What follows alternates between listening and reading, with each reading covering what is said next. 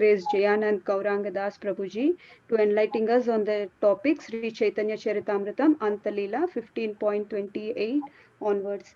Hare Krishna Prabhuji Dandvat Pranam. Please accept my humble obeisances. All goes to Srila Prabhupada and all Gurudevs. Thank you so much, Prabhuji, for giving your very valuable time and association to us and enlightening on this topic. I would like to hand over the call to Prabhuji. Hare Krishna. Thank you, Mataji.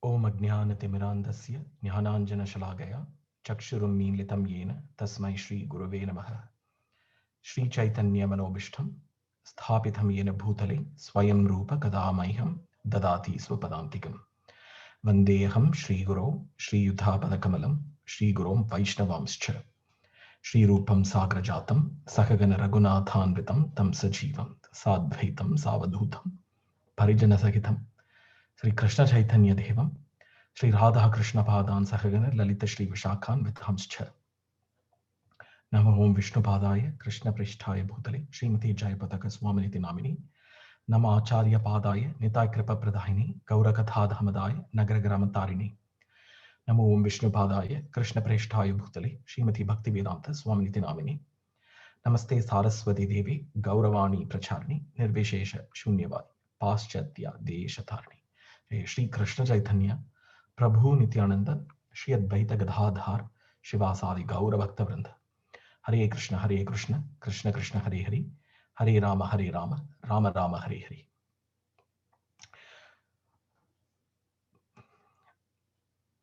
Good morning and welcome everyone for this morning's conversation on Sri Caitanya Caritamrta.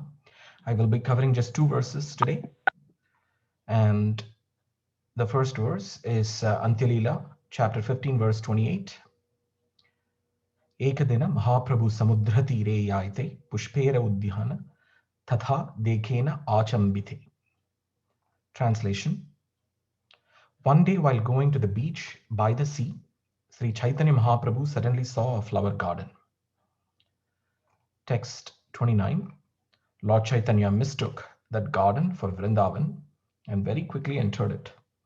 Absorbed in ecstatic love of Krishna, he wandered throughout the garden searching for him.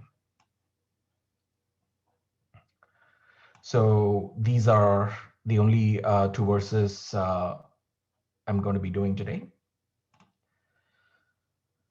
Vanchakalpatrubyascha kripasindubhyev cha patitanam pavanebhyo vaishnavebhyo namo namaha.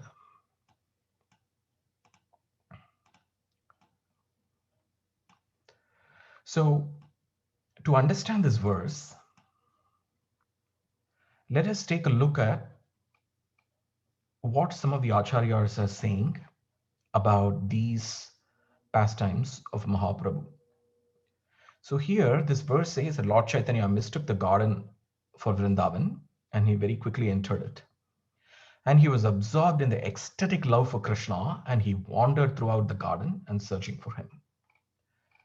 So Jiva Goswami, let's start with him in his Bhakti Sandarbha in Anucheda 278. He differentiates the various levels of meditation on the Supreme Lord. That is from his name, form, qualities, and pastimes. And all this is based on the depth of absorption. And Jiva Goswami there recommends that we proceed in the meditation by following this order. That is, first meditating on the Supreme Lord's name, then his form. So when we chant Hare Krishna, Krishna Krishna, Hare Hare, Hare Rama, Rama Rama, Hare Hare. So to first focus on the Supreme Lord's name, and then his form, and then his qualities, and then his pastimes. So this is the four order. So Jiva Goswami calls the first stage as Smarana. This is, so all these forms, whether focusing on the name, followed by the form, then the qualities and the pastimes. These can go in 4 stages. One is called smaranam, which is occasional remembrance of the Supreme Lord in one way or the other. Okay, so it can be in either of these 4 ways, but then one way or the other, there is a remembrance of the Supreme Lord. The second stage, he calls it as dharana. That is, there is a more focused concentration of the Lord. The third one is called Dhyana. And in that stage, one specifically and consciously meditates on the Lord's name, form, qualities, and/or pastimes. The fourth one, okay, is called Dhrivanusmriti. So here, where one meditates on the Lord, and this becomes a constant flow of nectar. The fifth stage is called trance or samadhi, where the Lord alone is present in one's thoughts and one is not even aware of oneself. And this you can see in so many situations in the Bhagavatam, like Queen, the mother of Lord Kapila, Devahuti, and when she was in the stage of samadhi, she did not even remember that she even had the body. So she was already liberated, and she did not even remember that she even had the body. So there are so many examples in Bhagavatam where in the last stage of trance and how there is no bodily consciousness that they even forget the existence of the body. And the Lord alone is present in one's thoughts and one is transported to the spiritual world. So the sum and substance here is there are any of these 5 stages. We go from focusing on the name, to the form, to the qualities, to the pastimes. And these 4, this transition happens to us in 5 stages of spiritual development. And first is smaranam, which is remembrance. And then the second one is dharana, which is focused concentration. And the third one is dhyana, which is specific and conscious meditation on the Lord's name, form, and so on. And the fourth one is where the meditation itself becomes a constant flow of nectar. And the fifth and the final stage is trance or samadhi. So clearly the gopis of the Vrindavans, their meditation is like the trance of the yogis. However, the extreme depth of their meditation on Krishna as the absolute truth proves that the gopis are the topmost of the yogis. Out of all the yogis, the gopis are the topmost because of and that is clear from the depth of their trance and in their meditation. So let's see another Acharya, what he says, Vishwanatha Chakravarti Thakur. So he says, he comments on the same subject. And in his commentary of the Bhagavatam, he has a very amazing commentary of the Srimad Bhagavatam.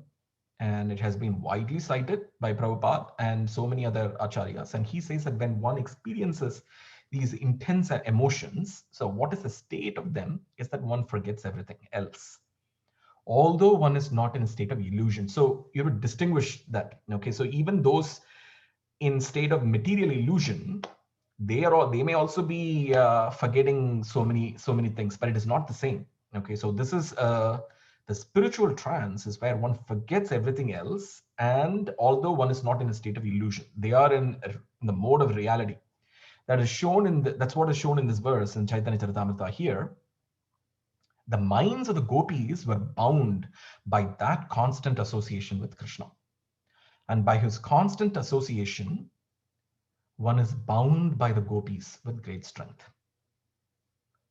Okay, so Krishna is bound with the gopis with great strength, and that is what is the so by the word bound. So what does the word bound means? That it means that there is a paralysis, and that paralysis is caused by Krishna's colorful pastimes, and that paralysis is a strong group of intimate association which binds the functions of the gopis' minds to become like the desire cows to fulfill Krishna's wishes. So so that is the kind of, and so they're paralyzed in terms of all other material functions. So the gopis even lost awareness of their bodies, but while going into this trance, they do not know even where they are from or where they had come from, in which direction they had come from. They have lost awareness of the material surroundings. So they are neither aware of this world and so while experiencing, so let's compare this with someone who is experiencing Brahman. Okay. So while experiencing Brahman, that is self-realization, a sage remembers nothing. However, the gopis experienced Krishna and not the impersonal spirit. So there is this example is useful in the sense that it shows that the forgetfulness of the gopis of the material circumstances is not meant to indicate that the attainments of the yogis and the attainments of the gopis are equal, because there is a vast difference between the gopis' love and the sages' uh, achievements of self-realization or nirvana or whatever. And this is because the gopis see the love for Krishna with the feeling of possessiveness. But the sage's love for Krishna is without that feeling. So in this way, there are so many variations here in terms of the trance of an impersonalist yogi and of those who are realizing Brahman, those who are realizing Paramatma, and those who are realizing Bhagavan, and those like gopis who are the topmost of all the yogis. So this is the elaboration that has been offered by Srila Vishwanatha Chakravarti Thakur. So we saw the elaboration that's been offered by Jiva Goswami in Bhakti Sandarbha. We saw what Vishwanatha Chakravarti Thakur says. Now let's see what Rupa Goswami says. So Rupa Goswami comments about this in his Bhakti Rasamrita Sindhu 1.138. So there he compares the bliss of this Brahman realization, self-realization, accumulated by, whatever is the bliss associated here, okay, Brahmananda. He compares that with the bliss experienced by half of Brahma's life in Samadhi cannot compare with one drop of the ocean of the happiness of the bhakti, which is achieved by the word bhakti itself means Krishna bhakti. There is nothing else. So when we say bhakti, it refers to Krishna bhakti. So Jiva Goswami further comments on the gopis' mood as Krishna describes. And so in his Krishna Sandarbha, Anucheda 176, he says that there are two kinds here. One is to the unmanifest pastimes and the manifest pastimes. Okay, so not distinguishing between the manifest pastimes are called prakata and the unmanifest is aprakata. So these pastimes, the gopis were not able to distinguish between these two. So between the manifest and the unmanifest. So the gopis remained in this world as just names and forms only, since their minds were completely with Krishna. And this state is called Mahabhava, which was very difficult for them to bear and which had become manifest due to the extreme longing due to their separation. So that means that you have the manifest pastimes of Krishna and you have the unmanifest pastimes, and gopis could not distinguish between these two. And so they really just stayed in the world. For a person, they could be visible, they would stay in the world, but only in names and forms. They were there in the world, but literally they were not in this world at all. They were entirely only in the spiritual world. So it might be looking like, okay, the Gopis, Krishna, everybody came together in the Dwapar Yuga here, at the end of the Dwapar Yuga, but literally the Gopis are just in the spiritual. They just, in names and form, they were visible here, but they were not really there at all. And this state is called Mahabhava. And sometimes when Krishna comes to see the Gopis, okay, so, the Gopis get the association of Krishna, and they were extremely happy that their minds were again bound by the union. And they did not know whether those pastimes were manifest or unmanifest. So Gopis, so that means either it is manifest or unmanifest. So Gopis, when they focus on Krishna, they forget everything else. They don't, so when that is the focus, that is what they, so they're always in the spiritual domain. All those, there are hundreds and thousands of Gopis, their understanding of Krishna is to be that of the most charming lover. And in this way, they are unaware of Krishna's actual position. Yet, by intimately associating with Krishna, the Gopis are completely under his will. According to Srimad Bhagavatam, in 11.12.13, the intensity of Gopis' love for Krishna is discovered here. The 11th canto has very, very nice, describes this in a very nice way. They have covered their knowledge of the supreme position. Okay, the supreme position of Krishna is covered, and this is again cited by Jiva Goswami in his Krishna Sandarbha 177. So even when Krishna apparently left from Dwaraka, and the Gopis were left to Dwaraka, and Gopis were separated from him, they still remain fully attached to him, as they attained higher and higher stages of love for the Supreme Personality of Godhead. So they found no substitute for the source of happiness, and filled with intense pain that is stemming from the separation because of the deep love they did not see any person other than Krishna, such as even their own friends. They could not see any other source of happiness other than Krishna himself. This means that now they see happiness as they are no longer separated from Krishna all night without being without Krishna, where they and then those nights when they are with Krishna. So it is like the manifest and they have the unmanifest. So that any separation from Krishna seems to them like trillions of years. And so the same kind of a feeling is what is also seen with Chaitanya Mahaprabhu when he says Yugayatam Nimishena Chakshusha Pravarshayitham Shunayatham Jagat Sarvam Govinda Virahena Me. That means without, bereft of, with even to pass less than a moment in the absence of Krishna, the Gopis felt that those just dragged on like the days and nights of Brahma, because they are so long. The days and nights of Brahma are so long, it just dragged on. So Chaitanya Mahaprabhu says, my Lord Govinda, Govinda Virahena Me, my Lord Govinda, because of the separation from you, I consider even a moment like a great millennium. And then tears flow from his eyes like torrents of rain.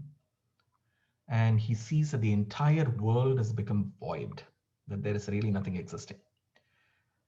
So these transcendental sentiments of Mahaprabhu are intense.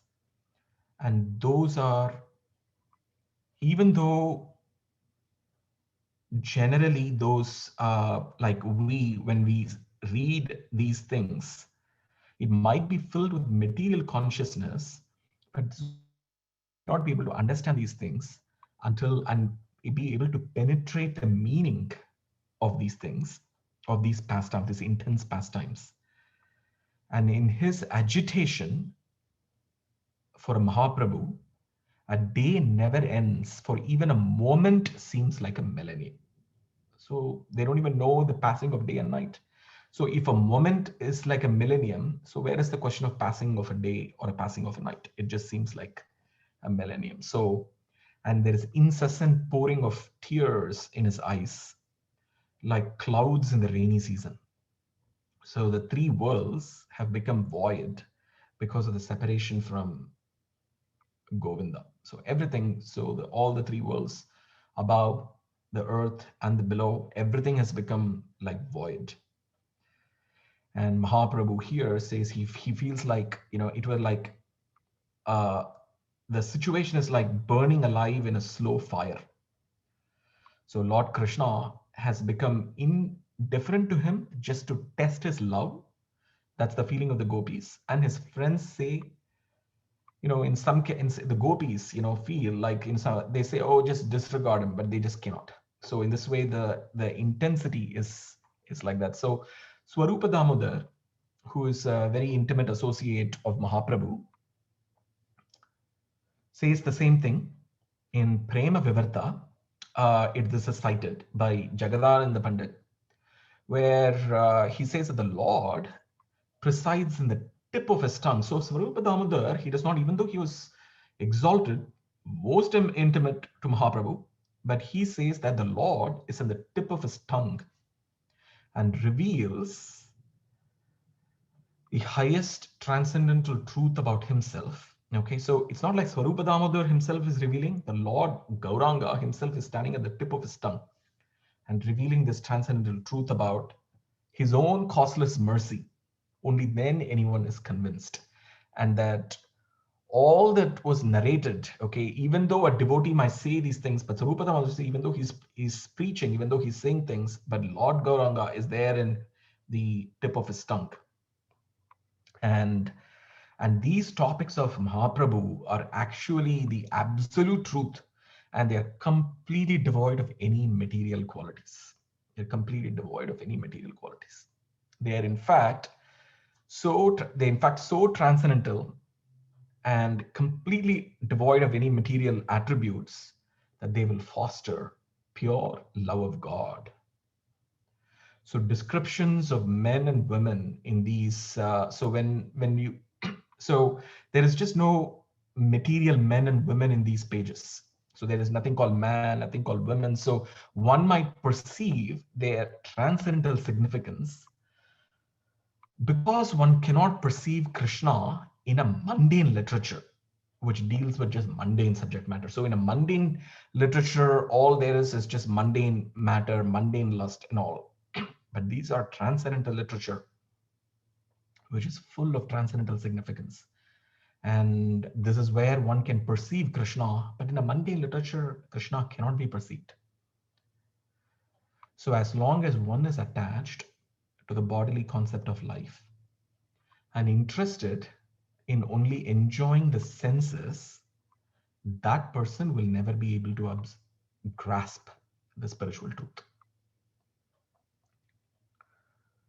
So the spiritual master who claims to be the representative of Lord Krishna, but does not understand the Lord's pure loving exchanges, is not fit to be in the position, and that devotion is a show of deception, according to Jagadananda Pandit.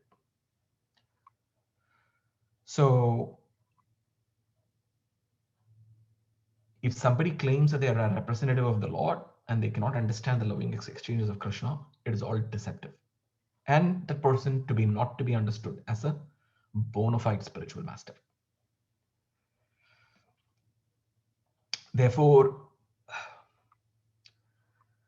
why is it that the person is not accepted as a bona fide spiritual matter? Because that person is under the clutches of Maya and is still an instrument of Maya. So there is a distinction there if that person is an instrument of Maya or if that person is an instrument of Krishna.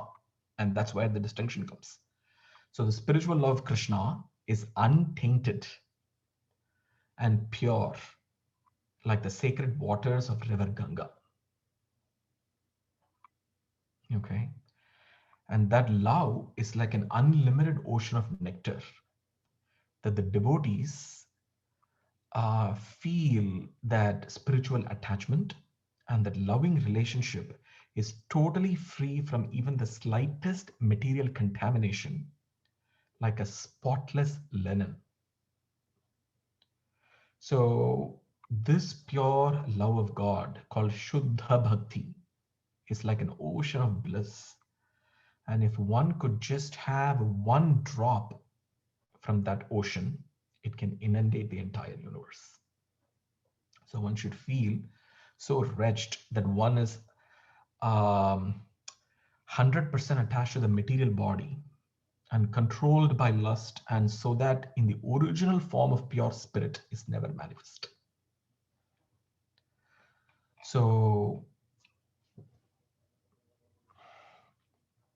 that is what one needs to feel bad about. If one needs to feel bad about is how much one is attached to the material body, 100% attached to the material body, always controlled by Maya, that they can never see the original form of pure spirit. And what is the original form of pure spirit? Krishna himself. Krishna is the original form of pure spirit.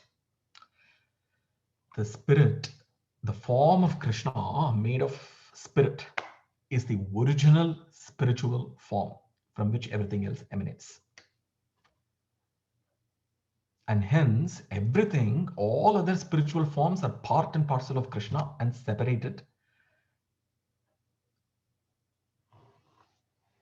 And hence, part of him and yet different. So when one is blinded by this carnal love and rejects the pure spiritual love, then Lord Krishna does not respond to such a deceitful approach. But one who is sincere and earnestly implores Krishna for his mercy, they will be crowned with success.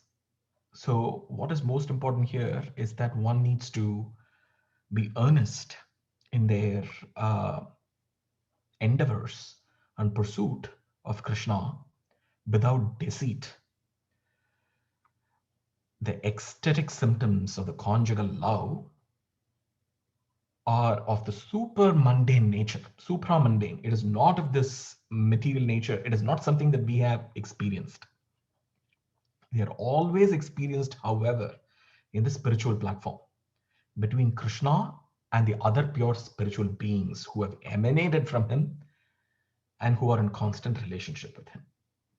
So that loving relationship is of supramundane nature, and it's not tangible in the material platform.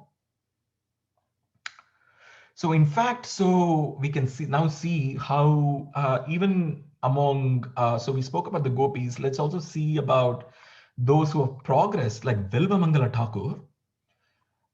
So he has, that Lord Krishna appeared before him in person and elevated him to the platform of that for him to relish the loving exchanges with him.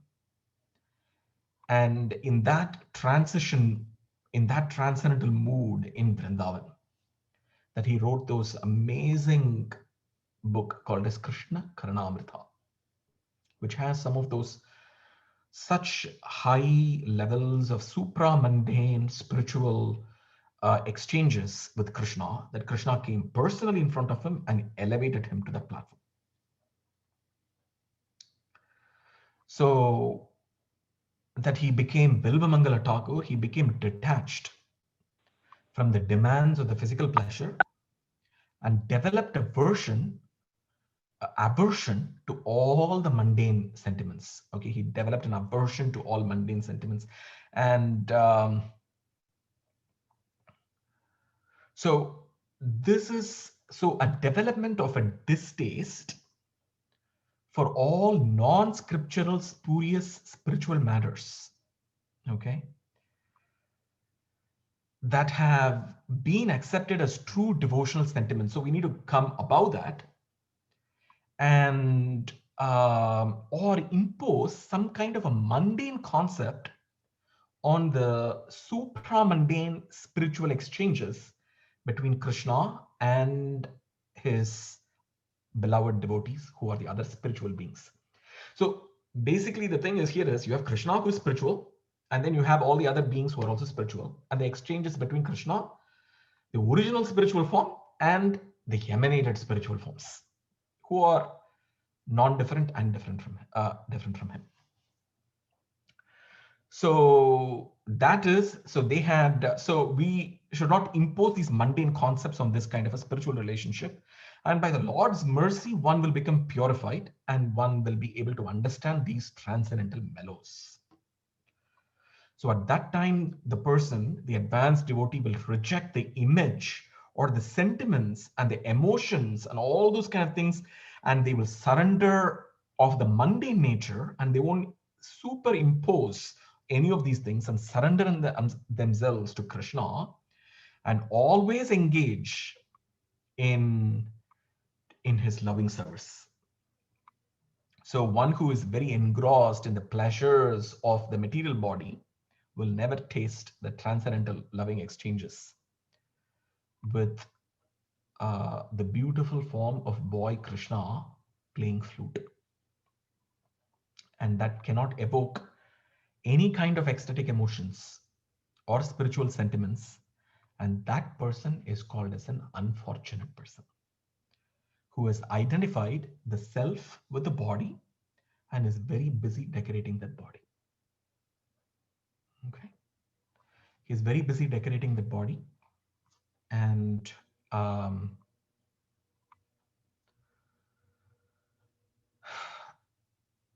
that person is called unfortunate, because the goddess of fortune does not reside in those places, and overall it is an unfortunate situation. However, when the thunderbolt of death strikes that person, and he or she would not know what the next birth is, perhaps as an insect or worse, it's a horrible situation.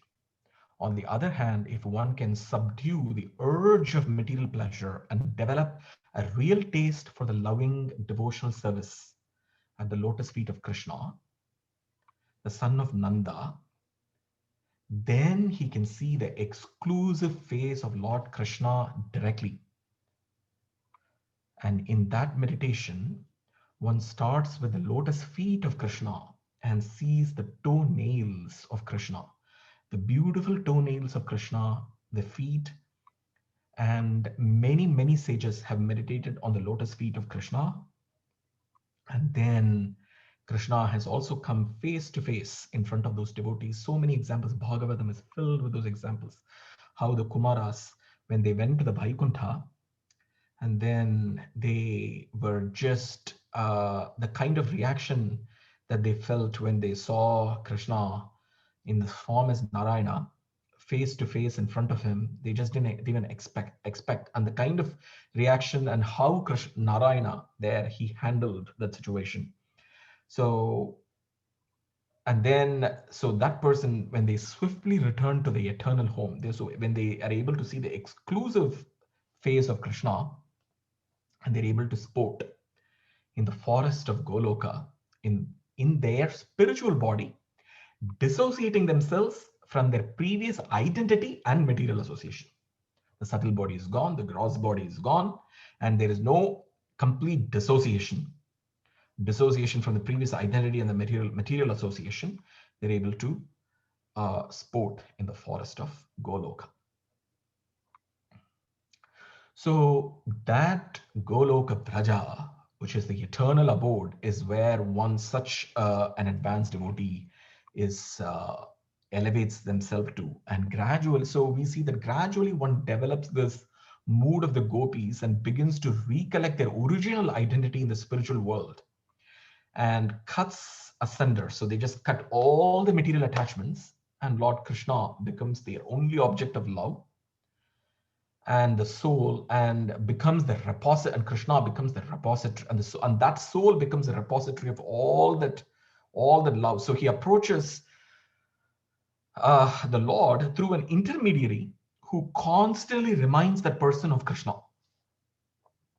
And in that way, the conjugal exchanges in the mood of the paramour goes on increasing.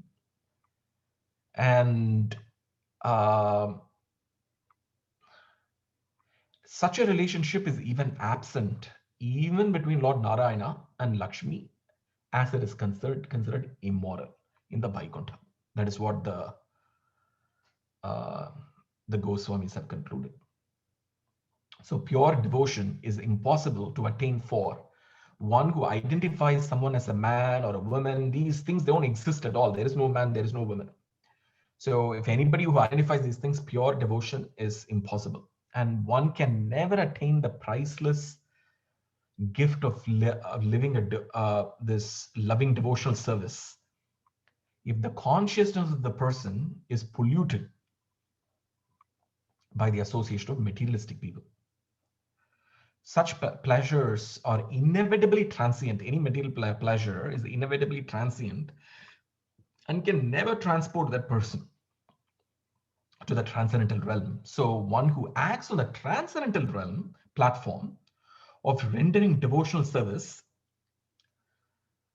in the mode of the damsels of Goloka Vraja can alone cultivate the real spiritual life. So through living in the mood of the gopis, one is no longer attracted to the mundane exchanges between the materialistic people. So one who is eternal, so the eternal dealings, okay, and the conduct are perfect. And such a person following this path, this is a path of true religion, and they follow this path and never deviate from the scriptural injunctions. And internally, that person intensely cultivates the moods of the gopis, and they serve the lotus feet of Krishna with all their heart, and is truly eligible for attaining the love of Krishna. So one has to transcend this physical plane, and then the charming Krishna becomes that person's life's hero. And Krishna's consort, Srimati Radharani, becomes the heroine in all the transcendental pastimes, and then one serves them with the purest love. So indeed, not having a glimpse of the beautiful face of Krishna playing on his flute, we are still living in this world like a moth whose life is without a purpose except for one purpose, that is to rush into flames and die. So really our life here in this world is just no purpose at all. So now let us apply this. So I'll give some basic thing here, and then I will stop this because the topic has been pretty heavy. So I will spend another 5 minutes and then I will stop this, and then we'll have some discussion for 15 minutes. So this goes on in several stages, you see. So the first stage, Rupa Goswami says that the first stage in Raganuga Bhakti. So today I'm not talking anything about the regulated devotional service at all. The Vaidhi Bhakti which we are following. So this is all a glimpse of what is there in front of us. What is the future? So in the Raganuga Bhakti, there are many stages. So the first stage there is called ecstatic emotion towards Krishna, and that kind of devotion, okay, is called Anubhava. So it's not the real bhava. So Anubhava, then that proceeds to what is called bhava, and then from there it goes to Mahabhava, that is Shuddha Bhakti, pure devotion. So in this Anubhava, which is called ecstatic, so it is in the fringe. So that is like from Vaidhi Bhakti. So it goes in it's in the fringe, in the borderline. The ecstatic emotion of Krishna, itself is manifest through 9 different symptoms. Nava Bhiri. So 9 different symptoms it manifests. And what are this? Number 1 is forgiveness and forbearance. So extreme tolerance and forgiveness. Number 2, a concern that time should not be wasted. So every second that we are spending is a waste, we are wasting our time doing all kinds of mundane things that should be actually spent to go towards this spontaneous devotional service. And number 3 is detachment from all the material things. And number 4, absence of false prestige. Okay. Number 5 is we need to have hope that these things can happen. Number 6, an eagerness, enthusiasm. Number 7, a taste for chanting the holy name of the Lord. And then there is an attachment to the descriptions of the transcendental qualities of the Lord. And the last one is some kind of an affection for the places in this, that like Mathura, Dwaraka, Vrindavan, and so on, Navadvip. So there is some kind of an attachment for those places where the Lord resides. So this is called Anubhava. Anubhava means subordinate signs. These are subordinate signs of emotion, of ecstatic emotion. And they are visible in a person. And these subordinate signs are explained in the Bhagavatam, actually in Bhakti Rasamrita Sindhu, that such symptoms of Anubhava, which is the basic stage in Raganuga Bhakti, is manifest in the heart when the love of God has just started to fructify. When the love of God is just started to fructify, these ecstatic symptoms begin to manifest. Bhakti Rasamrita Sindhu 1.3.25 and 26. So this kind of devotional service and ecstasy is the preliminary stage of devotional service. And the love of God is called, and then it moves to the end stage called as Prema Bhakti. Okay, and it touches the, and there you will see, it will reveal the ultimate goal of all the great transcendentalists, and the nectar that makes them mad after Krishna. So by chanting the holy name of the Supreme Lord, one comes to the stage of love of God. So then the devotees are fixed in their vow as an eternal servant of the Lord, and gradually, so they attain. So what is the progress? So one is first fixed in the vow, in our oath or vow, as an eternal servant of the Lord. Gradually, they become attached to the particular name and form of the Supreme Personality of Godhead. Then the heart melts with ecstatic symptoms. Yevam brita swapriya namakirtya jathanurago dradachitta uchai asatyato roditi rauti gayati unmadavan rityati lokabhya. So all these kinds of ecstatic pastimes, they are manifest. The primary characteristic is that of love of God. The secondary characteristic is complete softening of the heart. There's a softening of the heart and extreme possessiveness of Krishna. So up to the stage of devotee's mood is that of a belonging to Krishna. And at the stage of ecstasy, the mood changes to one of possessiveness.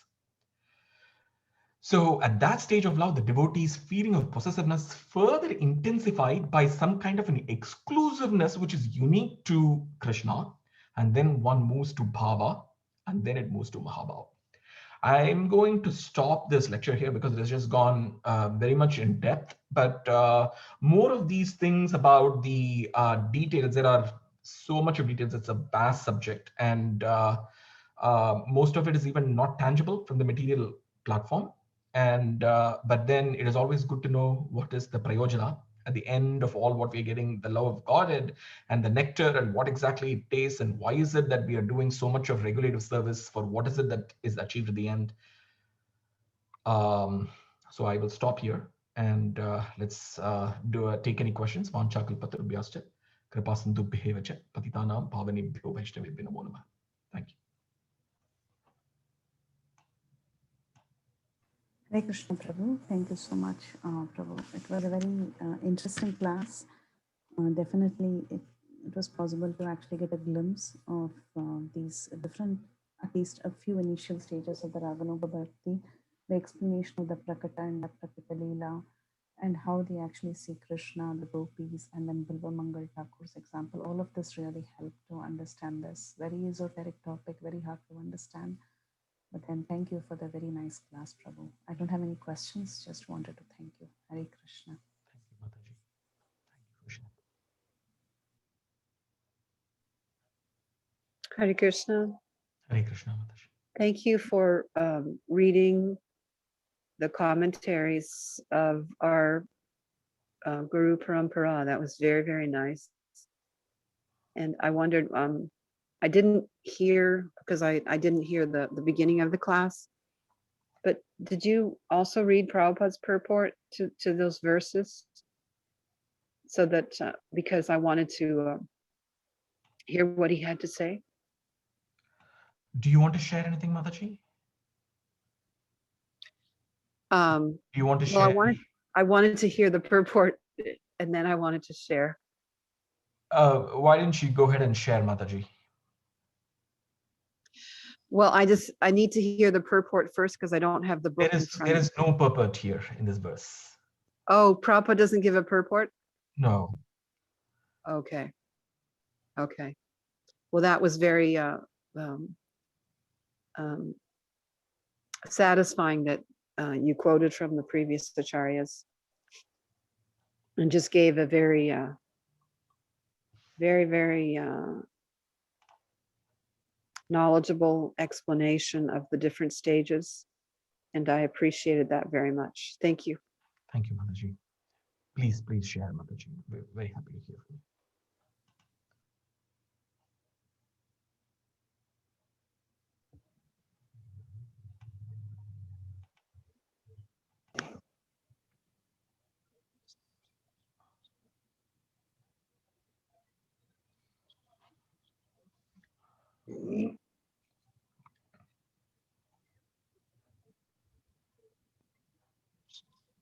Do we have anyone else with any questions? Hare Krishna, Prabhuji. I have one question. Prabhuji, please correct me if my understanding is wrong. Prabhuji, you were mentioning that everything is Krishna, like even the jivas, we are a drop of Krishna, we are part and parcel of Krishna. Then if the part and parcel is also Krishna, then please correct me if the understanding is wrong. Then how does that individuality or the uniqueness come to the jiva that we are the servants of Krishna? So like how does the distinction come, Prabhuji, for the jivas if it is also part and parcel of Krishna, where in turn it is again Krishna? I got little confused in that point. So this one is the basis of the philosophy, Mataji, the Achintya Bheda Bheda. It's not like we're a drop of Krishna like that, but Krishna in his Bhagavan feature is separate, and he is there distinctly separated from us, enjoying a relationship with the individual soul.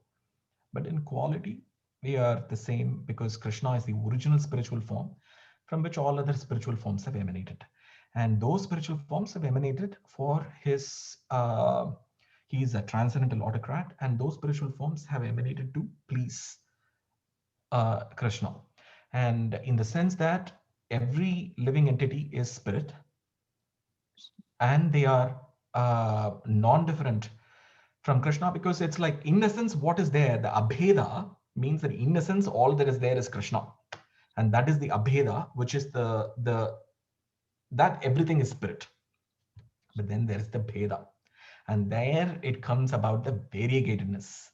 The spiritual, so it is not an undifferentiated spiritual mass as in the Kevala Advaita, but it is differentiated, spiritually differentiated forms. Like I'll make it a little simpler here. If let's say you have a mountain, so you have a material mountain, and let's say you have a spiritual mountain. So what is the difference? Material mountain is, there is a top, there is a bottom, there may be sunlight on one side, there may not be sunlight on other side. So it has all these kinds of features.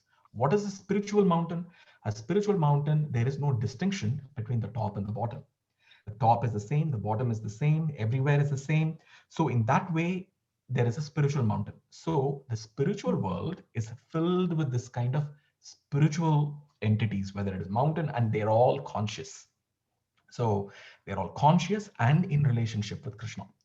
So in this way, there are differences. We are not, it is not like we're just drops of Krishna like that. It is, we are separated energy of Krishna, and in fact, even vulnerable to be covered by Maya, just as how sun rays can get covered by clouds and may not be able to see the relation. The sun rays, even though emanated from the sun, and in both of them by nature have the luminosity is the substrate in both, and in that sense they are non-different.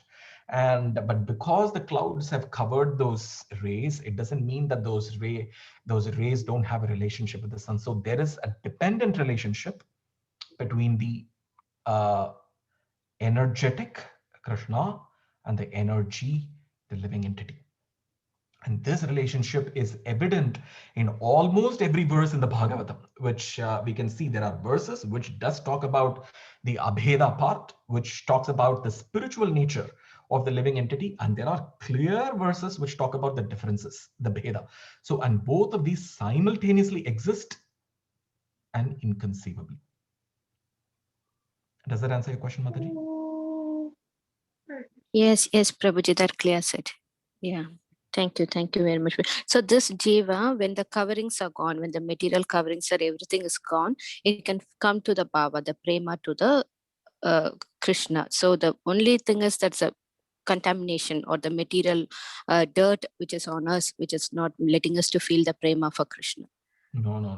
There is a long way to go, Mataji. That is the when the material covering is removed or something, one may attain Brahman realization.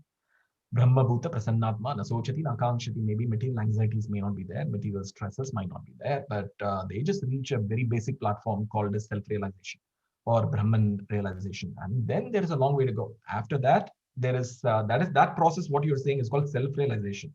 So after that, then the next stage of realization is that of the yogis. So there is a Paramatma as the friend and a constant companion, and then they meditate on that Paramatma, and then that is the second level of realization. And then there is a third realization as the personality of Godhead as Bhagavan, which is the third level of realization. And in that, there are so many gradations.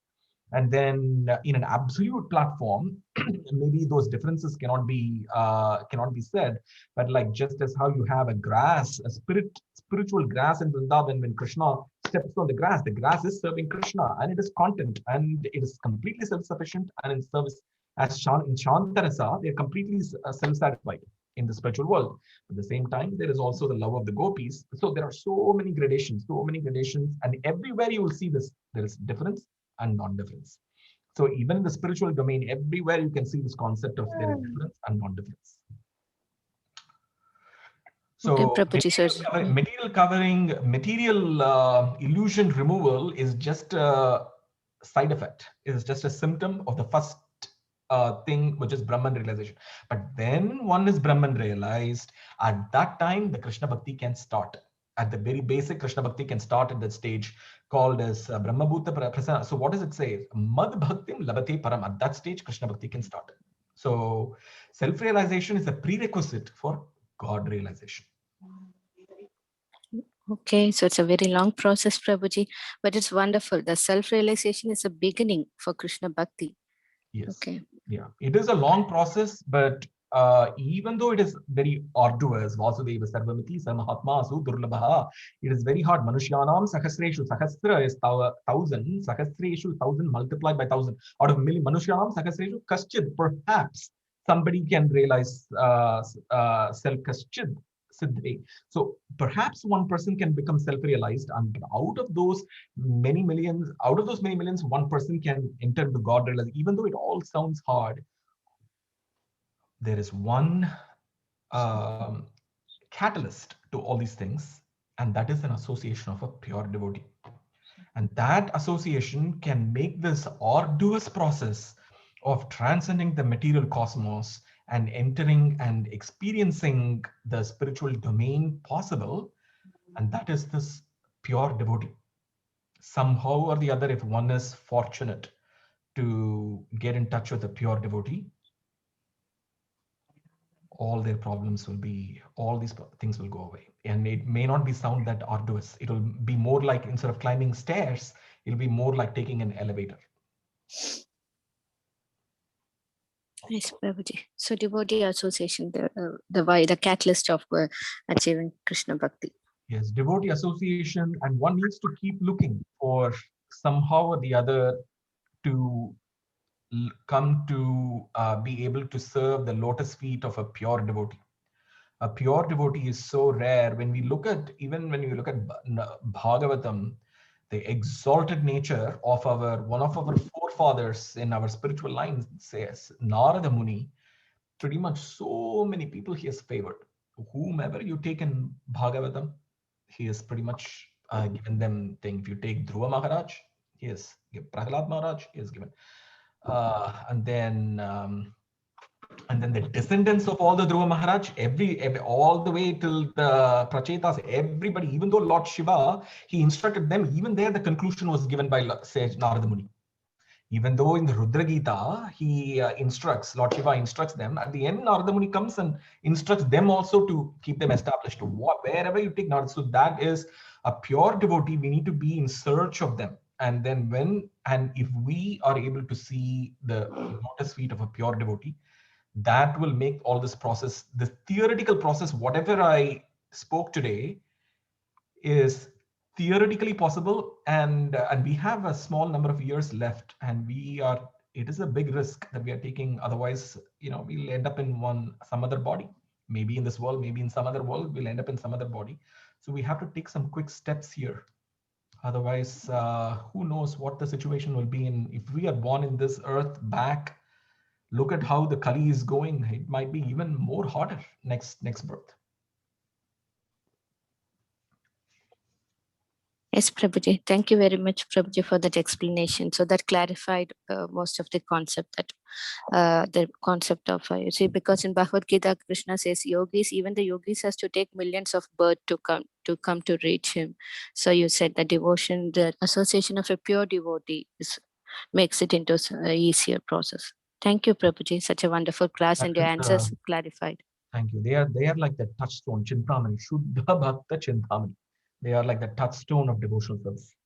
Somehow or the other, if one can see a pure devotee, all the problems will be solved. The real problems. Wonderful. Thank you, Prabhuji. Jai Sachinandana. Hare Krishna. Hare Krishna. Thank you so much, Prabhuji, for beautiful answers. I request any other devotees, if you have any other questions, you can please go ahead.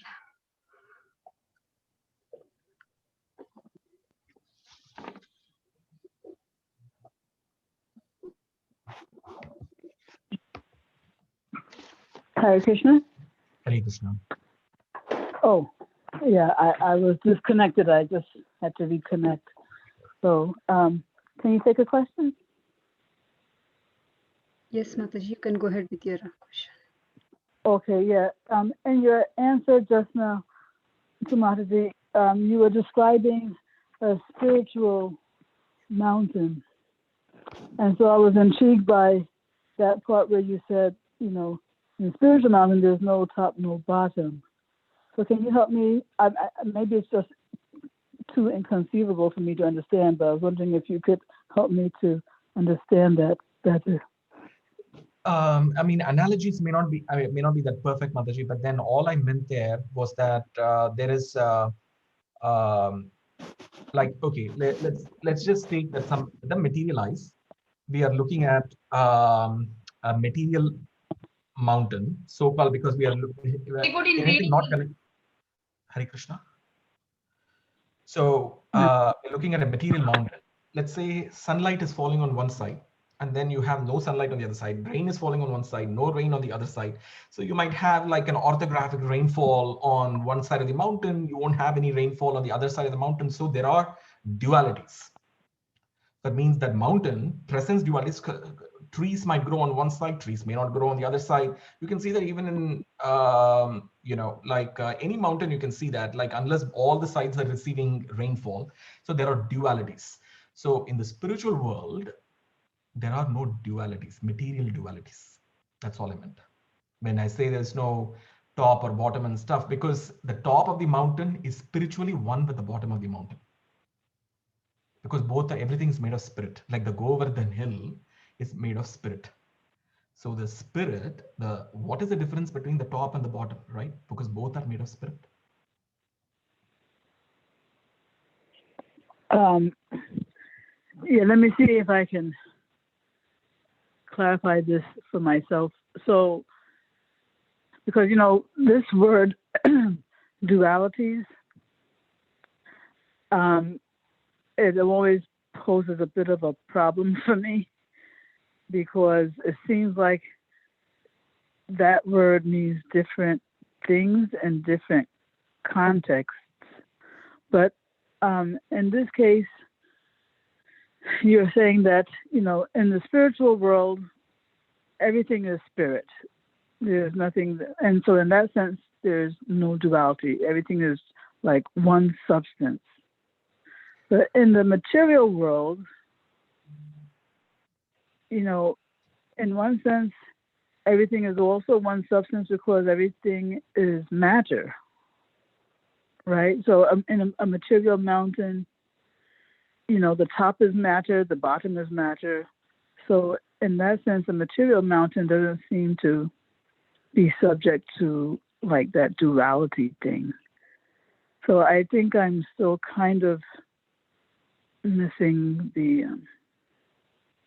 something. So in the material domain, Mataji, everywhere one can perceive differences. But in the spiritual world, there is all these dualities will disappear. These dualities will disappear, and everybody is in all the spiritual forms are in the mood of service to Krishna. Everybody's intently working, like when the Kumaras, when they went to Vaikuntha, you can see in the Bhagavatam that they saw so many people in Vaikuntha, they were all working. What were they doing? They were like cleaning, and there was nothing to clean. Everything was perfectly clean, but they were still cleaning because all they can see is their service to Krishna. So they were intensely working, cleaning some kind of already clean floors, clean area. So that means that, so what this tells you is that there are so many forms, so many spirit, but there is no duality there, because everything is that service, everything is non-dual. But the same service here in the material world will have dualities. There will be so it's the Yeah, I mean, I wonder if you can explain with using words other than the word duality, because it's this word that gives me problems. Okay, then we'll just skip that word, Mataji. It's okay. So no need for that word. There is how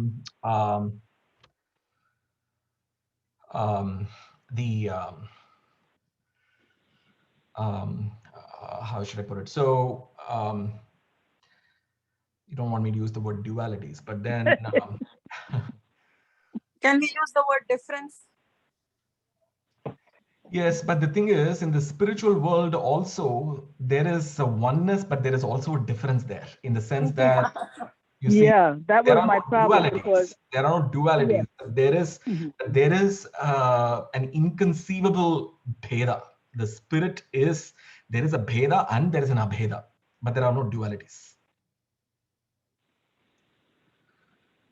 So from a spiritual eyes, everything is samasarveshu bhuteshu. That's the thing. Samasarveshu. Everything is, all the living entities, spirit is seen identical. That is spiritual realization. Everything is identical. There is no man, there is no woman, but there is this constant service towards Krishna. If there is everything, so we just have to think this way. If everything is the same, if everything is made of spirit, then where is the question of service coming then? So then where is the difference between Krishna and us? So that is the key difference there. There is this non-dual substance. Okay, let me put it that way. Non-dual. It's a non-dual substance. Vadanti tat tatvidam tattvam yajnanam advaitam. So it is, Advaitam is there. Intrinsically it is there in Vaishnava philosophy. Advaitam, Achyutam, Anantarupam. That Advaita is there. But on top of it, there is variegatedness. On top of it, there is bheda. So Advaitam, Achyutam. So the word it's there. That is why it's not like we are, so as a spirit, everything is one without a two, but they are variegated with the original spirit being Krishna and everything emanating out of him, and yet different and non-different from him. Okay, I'm going to suggest an analogy, and you can let me know if it's appropriate. So let's say I want to make some cookies, and I have the cookie dough, right? Yeah. Or the batter, right? Yeah. So there's one batter or dough that I have, but out of that dough, I can make, cookies that look like trees. I can make cookies that look like, round shapes, triangle shapes, But so the cookies will all look different from each other, right? But in one sense, they're all the same because they're all made from the same dough. Is that appropriate analogy? The only thing with that analogy is that the original form still remains the original form. Even it is not like Krishna is a batter and we just came out and then deformed and became a cookie, something like that. But no. So yeah, but the original form remains the original form. So from an original form, you take so many things out, and still the original form remains the original form, and all the other forms are meant for the enjoyment of the original form. Okay. Yeah, so as long as the dough stays intact, then the analogy works, right? The analogy is fine. It's like if you have a gold mountain, and then so many gold particles have emanated out of the gold mountain, and but the original gold mountain stays intact. So all those gold particles can now get covered by sand, which is called Maya. But if the Maya is, if somebody comes and blows the sand out, which is a spiritual master, then the gold particles can reveal itself and can see the gold mountain. And the gold particle is much safer to go near the gold mountain, maybe because with another wind, it's possible that the gold particle will again get covered by sand. So many analogies can be formed, like your dough analogy. I gave you a gold mountain analogy. Okay, Prabhu. Thank you so much. It's clear now.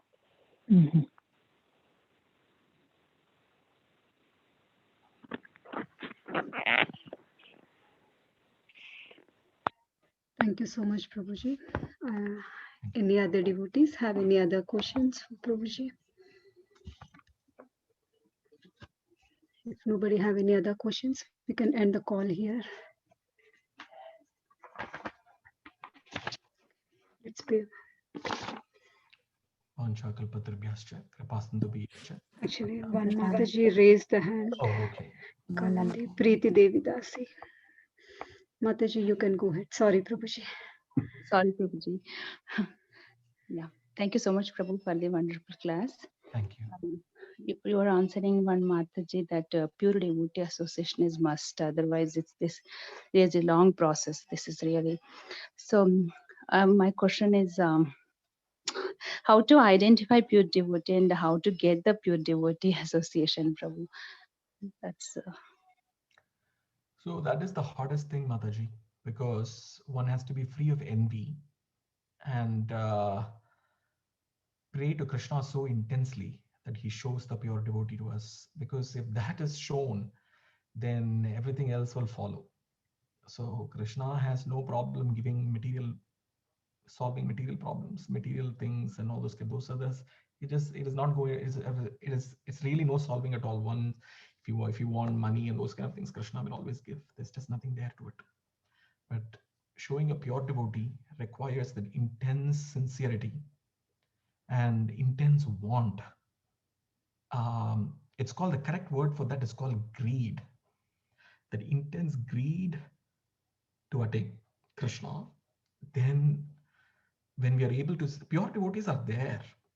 And then, but we need to stop judging people through Exactly. our Pure devotees are there, but unable to find out, Prabhu, with condition. The conditioned, with all our conditionings and all the dust that is accumulated around our heart, Chetodara Paramarjanam, if we cleanse it with sincere chanting and move up in the process of extreme focused chanting, first on the names and then the form and then the qualities and so on, then the Lord will reveal to us the pure devotee. And that will be the greatest treasure, but we have to earn it. We have to earn it, and there is mercy component. Even though how much ever effort you put at the end, it is not because of what we do. At the end of the day, Krishna has to give it by costless mercy, because there is no way we can deserve it anyway. At the end of the day, whatever we do, at the end of the day, Krishna will be merciful. Because what is to say that how do we know that we will be able to even ever earn it? So there is an earning component in it. But if you see the magnitude, the earning component of the effort that we put in will still be minuscule compared to the mercy component. There are two components to it. One is our effort, and the second component is mercy. The effort is very important to gain the mercy of Krishna. And then, with that effort, the costless mercy of Krishna descends, and then we'll be able to see the pure devotee. And by the pure devotee, all we have to maybe hear is just one or two words from the pure devotee. That is enough. The pure devotee's face, touch, anything is enough to liberate us from the material existence. Maybe one touch of the pure devotee or one word, hearing one or two words, that is enough. And with that thing, the pure devotee will then sow the seed of called Bhakti Lata Beej. So that seed is sown deep in the heart, and then we have to slowly grow the creeper without letting the weeds come in, and slowly water it and start growing that creeper, which is very delicate and can be easily broken, and we have to slowly grow that. And then in terms of the pure devotee will show us Krishna back, how to go to Krishna. So it's a it's like a two process there. One, Krishna shows us the pure devotee, and then the pure devotee shows us Krishna, and we get more firm conviction, and we keep proceeding forward with a lesser and lesser chance of fall down as we proceed further. Yes, Prabhu. Thank you so much, Prabhuji. Thank you. Amazing answer. Thank you so much. Thank you, Prabhuji. Anant Koti Dandavat Pranam, Srila Prabhupada, Srila Gurudev Ki Jai. So we can end the call here. Thank you so much once again, Prabhuji, for such a wonderful and enlightening class. We look forward for your association in future. Let's pay our obeisances to Prabhuji. Vancha kalpatarubhyasya kripa sindhubhya evacha patitanam pavanebhyo vaishnavebhyo namo namaha. Sri Caitanya Caritamrta ki jai, Srila Prabhupada ki jai, His Grace Jayanand Gauranga Prabhuji ki jai. Thank you so much, Prabhuji. Thank you, Prabhuji. Hare Krishna. Sorry, Sri Hanuman, you raised hand. Okay, we are ending the call here. Okay, thank you. Hare Krishna. Thank you. Thank you once again, Prabhuji. Thank you for joining.